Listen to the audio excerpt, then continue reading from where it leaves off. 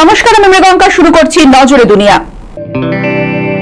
কানের মেশিনের বিশ্বস্ত প্রতিষ্ঠান অডিটন স্পিচ অ্যান্ড হিয়ারিং ক্লিনিক। কানে শুনতে না পাওয়া বা শুনতে সমস্যা, তোতলা বা অস্পষ্ট কথা, জন্ম থেকে কথা বলতে না পারা, অল্প বুদ্ধি, কথা ও কানের যে কোনো সমস্যার সঠিক সমাধান অডিটন। অভিজ্ঞ চিকিৎসকদের পরিষেবার সাথে পাবেন কানে শোনার পরীক্ষা ও যন্ত্র, কান ও গলার ছবি, speech therapy, OAE, BERA, ASSR, ENG, VNG, ইকজি, ভেস্টিবুলার, সাইকোলজিক্যাল পরীক্ষা ও কাউন্সিলিং। বিশদে জানতে যোগাযোগ করুন।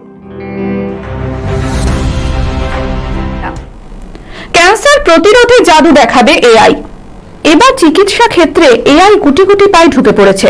বর্তমানে ক্যান্সার গবেষণা ও চিকিৎসায় বিশেষজ্ঞদের অন্যতম আশা ভরসা হয়ে উঠেছে আর্টিফিশিয়াল ইন্টেলিজেন্স বা কৃত্রিম মেধা। আর সে কথাই প্রতিধ্বনিত হলো আমেরিকার সর্ববৃহৎ ক্যান্সার বিষয়ক সংগঠন আমেরিকান অ্যাসোসিয়েশন ফর ক্যান্সার রিসার্চের বার্ষিক সম্মেলনে। আমেরিকার সান ডিয়েগো শহরে সম্প্রতি শেষ হয়েছে 4 দিনব্যাপী সম্মেলন। যোগ দিয়েছিলেন হাজার হাজার দেশি বিদেশি মানুষ। এদের মধ্যে কেউ চিকিৎসক, নার্স, কেউ গবেষক, কেউ নিজেই ক্যান্সার রোগী, কেউ আবার রোগীর সেবা শুশ্রূষাকারী কেয়ার গিভার, কি ছিলেন ওষুধ প্রস্তুতকারী সংস্থাগুলির প্রতিনিধি। এই সম্মেলনের লক্ষ্য হল একযোগে ক্যান্সারের বিরুদ্ধে লড়াই।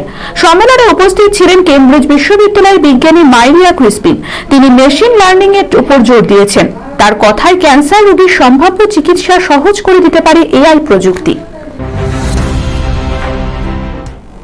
ভারী বৃষ্টিতে বিধ্বস্ত মরু শহর দুবাই, জলমগ্ন পথঘাট, বিমানবন্দর, ওমানে মৃত 18।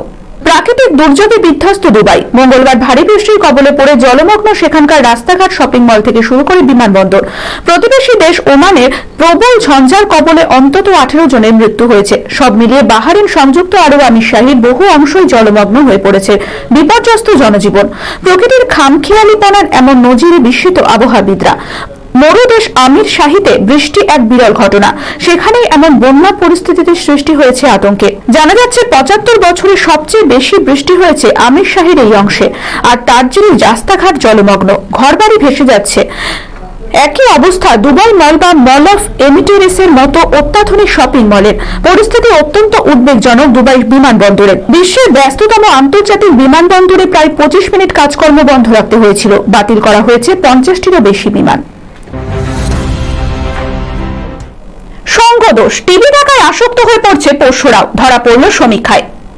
মানুষের সংসারে পোষ্যরাও থাকে। মানুষ না হয়েও পোষ্যরা হয়ে ওঠে পরিবারের গুরুত্বপূর্ণ সদস্য। পোষ্য প্রেমীরা তাদের প্রিয় পশুদের ভালো রাখতে কত কি করে।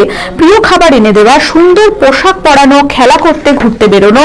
কিন্তু জানেন কি, এত আদরের মাঝেই পশুদের মধ্যে আসক্তিও তৈরি করে ফেলেন তাদের প্রভুরা। সম্প্রতি ব্রিটেনে এক সমীক্ষায় ধরা পড়েছে, তাতে চোখ কপালে উঠতে বাধ্য। দেখা যাচ্ছে সেখানে পোষা কুকুর বিড়ালরা টিভির প্রতি আসক্ত হয়ে পড়ছে। এদের ডাকা হচ্ছে গুলবক্স পেটস নামে।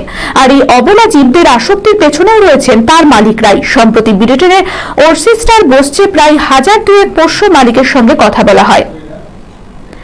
সেই সমীক্ষায় উঠে আসে সাংঘাতিক একটা ব্যাপার। দেখা যায় এরা অধিকাংশই বাড়ি থেকে বেরোনোর সময় টিভি অন রেখেই বেরিয়ে পড়েন। আবার বাড়িতে থাকার সময়ও ফুটবল বা সিনেমা দেখবার সময় প্রিয় পোষ্যকে কোলে নিয়ে তারা টিভির সামনে বসেন। এর ফলে ওই পোষ্যদের মধ্যে সাংঘাতিক আসক্তি তৈরি হয়ে যাচ্ছে টিভি দেখার প্রতি। 1.2 কোটি পোষ্য কুকুর ও 1.1 কোটি বিড়ালের মধ্যেই আসক্তি দেখা গিয়েছে। সারোগেসি সাহায্যে সন্তান আসছে দীপিকার সংসারে। দীপিকা কি সত্যি অন্তঃসত্ত্বা, নাকি সারোগেসির সাহায্য নিচ্ছেন? বলিপাড়ার এখন একটাই গুঞ্জন। অনেকে বলছেন দীপিকার বেবি বাম্প একেবারেই নজরে আসছে না। এমনকি দীপিকার বিমানবন্দরে আসা যাওয়ার ভিডিওতেও তার বেবি বাম্প দেখা যাচ্ছে না। ব্যাস, এরপর থেকেই রটে গেল দীপিকা আর রণবীর নাকি সারোগেসির সাহায্য নিয়েছেন। সম্প্রতি এক সাক্ষাৎকারে দীপিকার মাতৃত্ব নিয়ে মুখ খুললেন রণবীর সিং। তবে সারোগেসির প্রসঙ্গকে এড়িয়ে গিয়েছেন রণবীর। আজকের মতো নজরে দুনিয়া এই পর্যন্তই। চোখ রাখুন পরবর্তী খবরে। নমস্কার।